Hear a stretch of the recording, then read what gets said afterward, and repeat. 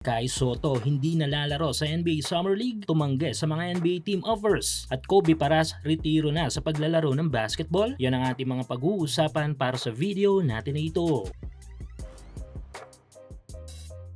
So sa patuloy nating pagsubaybay sa ating mga malalaro na posibleng makita natin sa pinakamalaking liga ng basketball sa mundo, ay may dagok ngayong kinakaharap sa kanilang mga basketball career na pwedeng magdala sa kanila sa posibleng pagtigil sa paglalaro. Tulad na lamang ng pinakahihintay na malalaro natin na bumalik sa paglalaro na si Kobe Paras. Isa noon si Kobe Paras sa kinukonsiderang maging top Pinoy player sa international basketball scene. Tangan kasi ni Kobe noon ang ilang mga pambihirang skills tulad ng mataas na athleticism, explosive na dunking, mabilis na first step at kakayahang umatake sa rim. Bukod dito ay kaya rin niyang maglaro bilang wing, tumira mula sa labas at depensa ng iba't ibang posisyon dahil nga sa kanyang length at bilis. Kaso yun na nga at kalaunan ay biglang tumigil na lang si Kobe para sa paglalaro sa hindi malamang dahilan matapos ang naging stint nito sa Japan. Ganun pa man ay nakikita o napapanood pa rin natin si Kobe sa ilang mga pick-up games at mga private workouts. Pero tila kalaunan ay matitigil na nga ito dahil nga mukhang papunta na sa pagre-retiro sa basketball si Kobe. Ayon kasi sa naging interview sa kanyang ama na si Benji Paras ay sayang.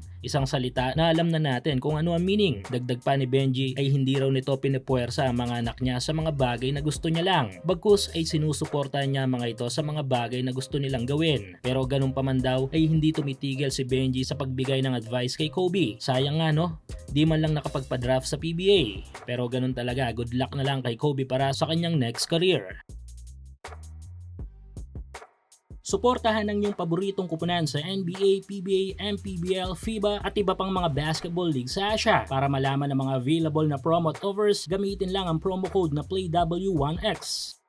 At speaking of sayang ay heto, may rumors nga na hindi nga raw tuloy sa paglalaro sa 2026 Summer League ang ating pambato na si Kai Sotto. Sa kabila nga yan ng mga NBA teams offers. Instead ay susubok ito ng pathway sa pamamagitan ng USNCAA. Bagay din na sinabi ni Gilas head coach Tim Cone sa kanyang recent interview about kay Kai. Maliban sa NBA Summer League na medyo manipes ang chance, ay mas mainam na ang pathway na ito mula sa USNCAA para mapansin si Kai ng mga NBA scouts.